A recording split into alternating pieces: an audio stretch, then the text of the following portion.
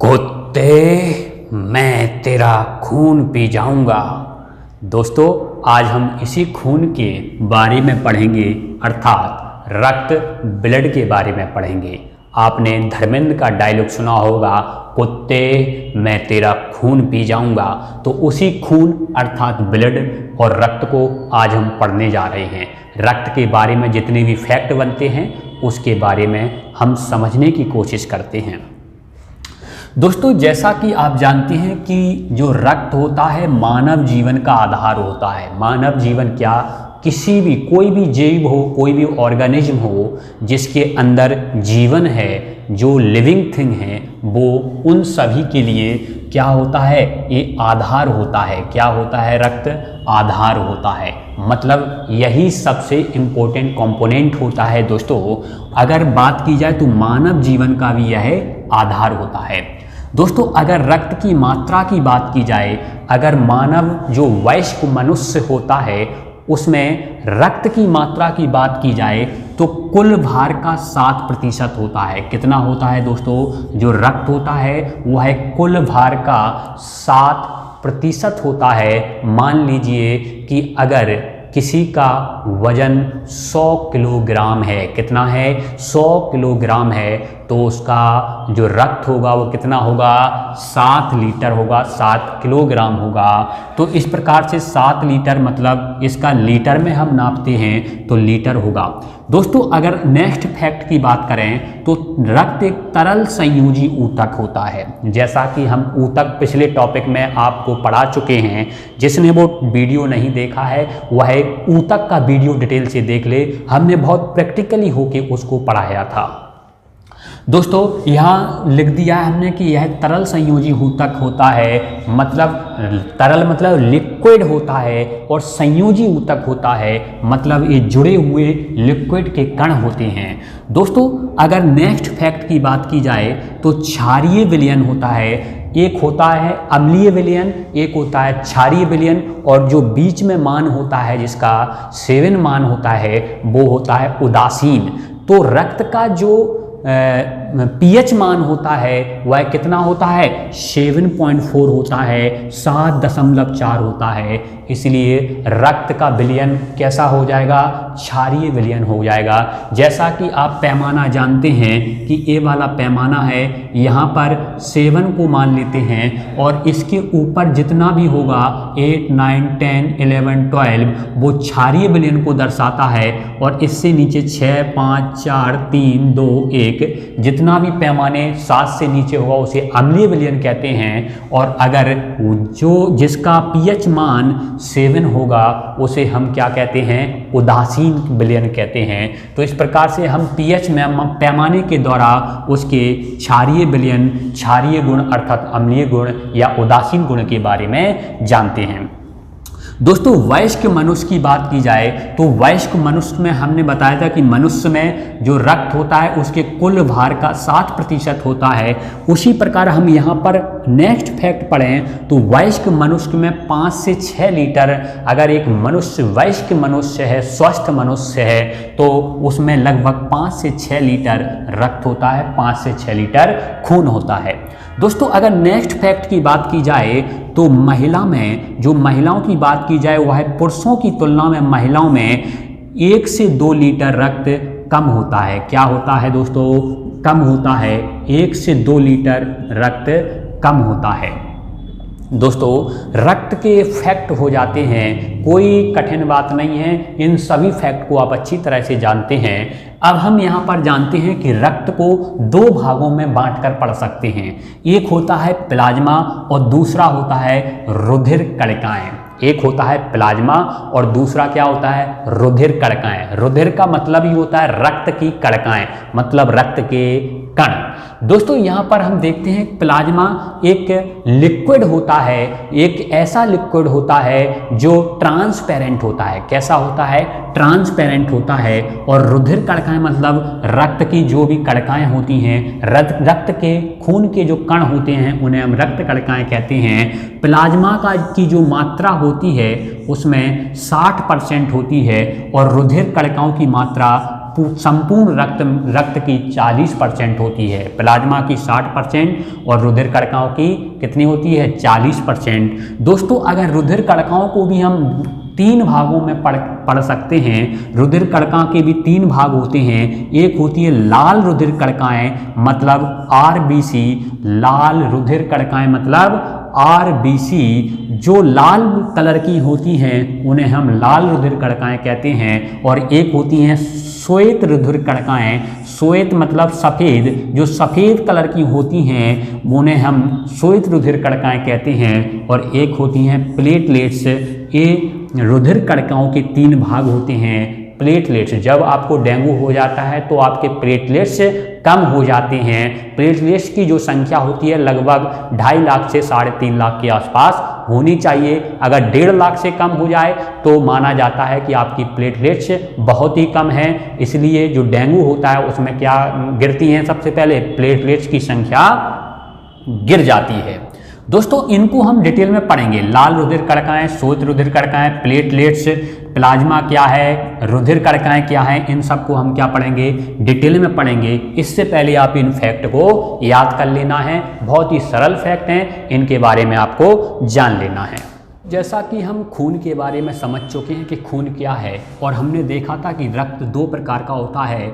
एक प्लाज्मा होता है, रक्त में 60% प्लाज्मा होता है, और रुधिर कणिकाएं 40% होती हैं। और रुधिर कणिकाएं भी 3 प्रकार की होती हैं, जिनको हम एक एक करके डिटेल से समझेंगे। सबसे पहले हम प्लाज्मा को समझते हैं कि प्लाज्मा की क्या विशेषता होती है, प्लाज्मा में क्या होता है। जो रक्त में 60% भाग होता है वो प्लाज्मा की बात कर लेते हैं।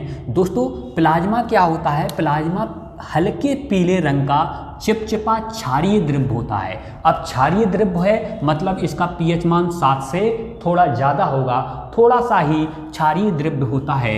दोस्तों अगर हम बात करें, यहाँ पर देख रहे हैं कि पीले रंग का हल्का चिपचिपा सा पीले रंग का क्षारीय द्रव्य होता है क्या, प्लाज्मा। दोस्तों आपने देखा होगा कि जब आपको चोट लग जाती है, जब चोट लगती है तो चोट लगने के बाद वहाँ पे रक्त का थक्का जम जाता है। 2 मिनट बाद रक्त का थक्का जम जाएगा, और रक्त के थक्का जमने के बाद कुछ समय तक उसमें हल्के पीले रंग का या कह सकते हैं ट्रांसपेरेंट कलर का हल्का हल्का सा पानी सा निकलता है। उसी को हम क्या बोलते हैं, प्लाज्मा बोलते हैं। दोस्तों पीले रंग का चिपचिपा क्षारीय द्रव्य होता है, और इसमें जल की मात्रा कितनी होती है, सबसे अधिक जल की मात्रा होती है 90%। इसमें क्या होती है, सबसे ज़्यादा जल पाया जाता है।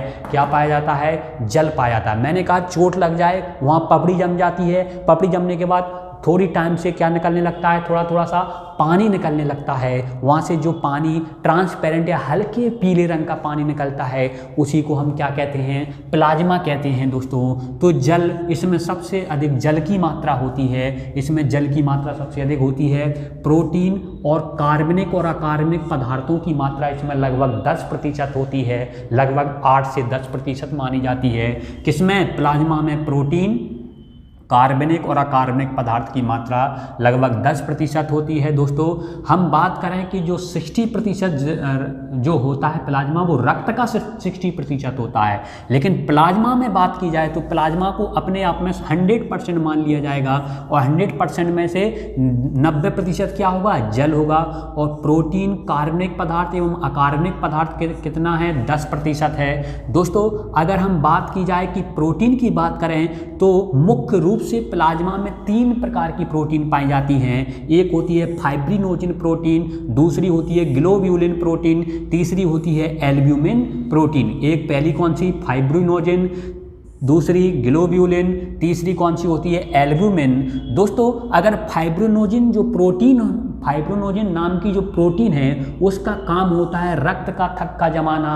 दोस्तों रक्त का थक्का बहुत ही इम्पोर्टेंट होता है हमारे शरीर के लिए। अगर हमें कहीं चोट लग गई है, नस फट गई है, या फिर कहीं पे भी चोट लगी है तो वहाँ से रक्त निकलने लगता है। अगर 2 मिनट के अंदर रक्त का थक्का नहीं जमेगा तो वहाँ से क्या हो जाता है, रक्त निकलता जाएगा। दोस्तों जिस प्रकार से आप देखते हैं कहीं पे भी इंजेक्शन लगवाते हैं, यहाँ से आप आप कहीं पर भी इंजेक्शन लगवाते हैं या फिर आपके ब्लड टेस्ट के लिए यहाँ से ब्लड लिया जाता है, तो आपका वहाँ से सिरिंज के द्वारा क्या खींच लिया जाता है, ब्लड खींच लिया जाता है। और यहाँ से ब्लड खींच लिया जाएगा, फिर आपको जो ब्लड खींचते हैं डॉक्टर साहब, वो आपको यहाँ रुई लगा देते हैं और कहते हैं कि 2 मिनट के लिए उसको दबा लीजिए। क्यों दबाने के लिए बोलते हैं? क्योंकि उनको पता है कि फाइब्रोनोजिन जो प्रोटीन है वो रक्त का थक्का जमा देगी और रक्त का थक्का जम जाएगा, फिर 2 मिनट बाद वहाँ से ब्लड नहीं निकलेगा। अगर आप इसको नहीं दबाएंगे तो ब्लड निकलता जाएगा, क्योंकि रक्त का थक्का नहीं जम रहा है। रक्त के थक्का का मतलब ये है कि मान लीजिए ये पाइप है, यहाँ पर अगर जाली बिछा दी जाए तो इस प्रकार से अगर जाली बना दी जाए तो पाइप में से पानी नहीं निकलेगा। इसी प्रकार से अगर रक्त के थक्का का मतलब ही होता है जाली बिछ जाती है हमारे यहाँ पे और वहाँ से फिर रक्त लिक्विड नहीं निकल पाता है। तो इस प्रकार से फाइब्रिनोजिन प्रोटीन मदद करता है किसमें, रक्त के थक्का को जमाने में। और ग्लोब्यूलिन प्रोटीन का काम क्या होता है, प्रतिरक्षा तंत्र। ग्लोब्यूलिन प्रोटीन का काम क्या क्या होता है, प्रतिरक्षा तंत्र बनाने में, हमारा इम्यून सिस्टम बनाने में कौन महत्वपूर्ण भूमिका निभाता है, ग्लोब्यूलिन प्रोटीन। तो इस प्रकार से बच्चों को मिट्टी में खेलने दिया जाना चाहिए। छोटे में बच्चे जितना अधिक मिट्टी में खेलेंगे, जितना अधिक मिट्टी में खेलेंगे, उनका प्रतिरक्षा तंत्र उतना ही मजबूत होगा, क्योंकि वहाँ पर ग्लोब्यूलिन प्रोटीन विकसित होती है। और ग्लोब्यूलिन प्रोटीन से क्या बनता है, प्रतिरक्षा तंत्र हमारा स्ट्रॉन्ग बनता है, मजबूत बनता है दोस्तों। और इसके बाद आते हैं एल्ब्यूमिन। एल्ब्यूमिन प्रोटीन क्या करता है, पदार्थों के परासरण को नियंत्रित करता है। हमारे शरीर में विभिन्न पदार्थों का परासरण होता रहता है। आपने केमिस्ट्री में विसरण और परासरण पढ़ा होगा, तो आप विसरण और परासरण का आपने उदाहरण भी पढ़ा होगा। दाख का फूल जाना, दाख का सूख जाना, यह विसरण परासरण की क्रिया होती है। इसी प्रकार हमारे शरीर में परासरण को कौन नियंत्रित करता है, विभिन्न पदार्थों के परासरण को नियंत्रित एल्ब्यूमिन करता है। और ये तीनों प्रोटीन जो फाइब्रिनोजिन है, ग्लोब्यूलिन है, एल्ब्यूमिन है, ये किस में पाई जाती हैं, प्लाज्मा में पाई जाती हैं दोस्तों। इस प्रकार से हम देखते हैं कि भोजन प्लस हार्मोन, अगर भोजन और हार्मोन का संवहन भी कौन करता है, भोजन का और हार्मोन का। दोस्तों हम जैसे खाना खा लेते हैं और खाना खाने के बाद हमारा खाना छोटी आंत में पच जाता है संपूर्ण रूप से, और छोटी आंत उस खाना को जो लाभदायक पदार्थ है उनको अवशोषित कर लेती है और अवशोषित करके ब्लड में मिला देती है। और ब्लड के थ्रू हमारे ब्लड में भी प्लाज्मा के थ्रू हमारे शरीर में उनका क्या होता है, संवहन होता है। और हमारे मस्तिष्क से या फिर अंतःस्रावी ग्रंथियों से जो भी हार्मोन निकल रहा है उनका संवहन भी कौन करता है, प्लाज्मा करता है। प्लाज्मा किस में मिला होता है, प्लाज्मा रक्त में मिला होता है। तो इस प्रकार से भोजन और हार्मोन का संवहन कौन करता है, प्लाज्मा ही करता है। तो इस प्रकार से दोस्तों हम देखते हैं, अगर प्लाज्मा में से फाइब्रोनोजिन प्रोटीन को माइनस कर दिया जाए, मतलब हटा दिया जाए,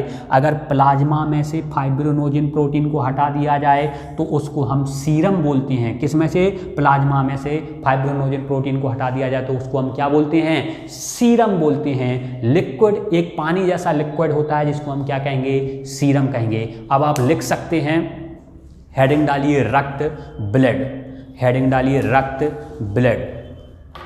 लिखिए, रक्त मानव जीवन का आधार है। रक्त मानव जीवन का आधार है। जो मानव शरीर में कुल भार का 7% होता है, जो मानव शरीर में कुल भार का 7% होता है। रक्त या रुधिर को तरल संयोजी ऊतक कहते हैं। रक्त या रुधिर को तरल संयोजी ऊतक कहते हैं।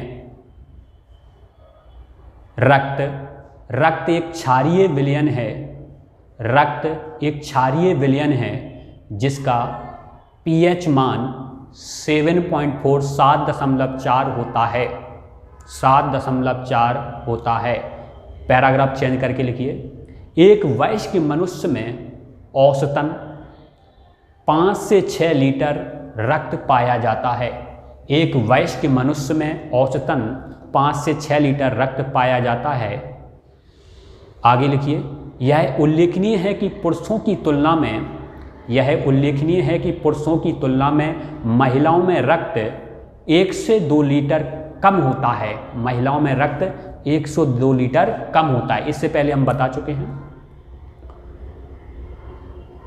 आगे लिखिए, आगे आप इस प्रकार से बना लीजिए, रक्त 2 भागों से मिलकर बना होता है। रक्त 2 भागों से मिलकर बना होता है। इस फ्लो चार्ट को बना लीजिए, रक्त डाल लीजिए और 2 भाग कौन कौन से हैं? प्लाज्मा और रुधिर कणिकाएं। प्लाज्मा और रुधिर कणिकाएं। प्लाज्मा कितना है? 60%। रुधिर कणिकाएं कितना है? 40%। और रुधिर कणिकाओं को भी 3 भागों में बांट लीजिए। लाल रुधिर कणिकाएं RBC, श्वेत रुधिर कणिकाएं WBC और प्लेटलेट्स। इस पूरे फ्लो चार्ट को आप बना लीजिए और पहली हेडिंग डाल लीजिए प्लाज्मा। पहली हेडिंग डालो प्लाज्मा, PLASMA, प्लाज्मा लिखो इसमें। यह हल्के पीले रंग का चिपचिपा और थोड़ा क्षारीय द्रव होता है जो संपूर्ण रुधिर का लगभग 60% है। जो संपूर्ण रुधिर का लगभग 60% है। प्लाज्मा में, आगे लिखो, प्लाज्मा में 90% जल, प्लाज्मा में 90% जल, 8 से 10% प्रोटीन एवं कार्बनिक अकार्बनिक पदार्थ पाए जाते हैं। पैराग्राफ चेंज करके लिखो, प्लाज्मा में पाई जाने वाली प्रोटीन में फाइब्रोनोजिन,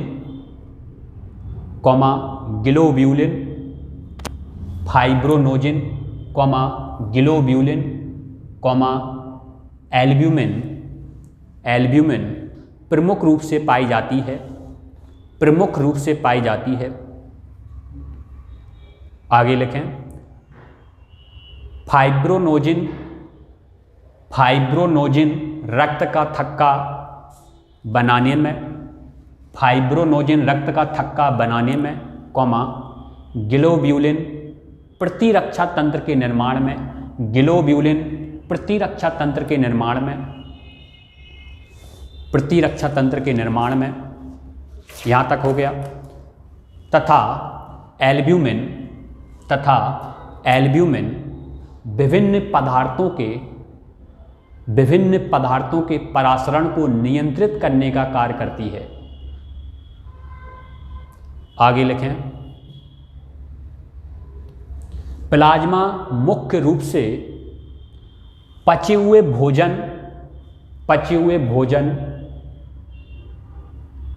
एवं हार्मोन का संवहन करती है। नेक्स्ट पैराग्राफ चेंज करके लिखें, जब प्लाज्मा में से फाइब्रोनोजिन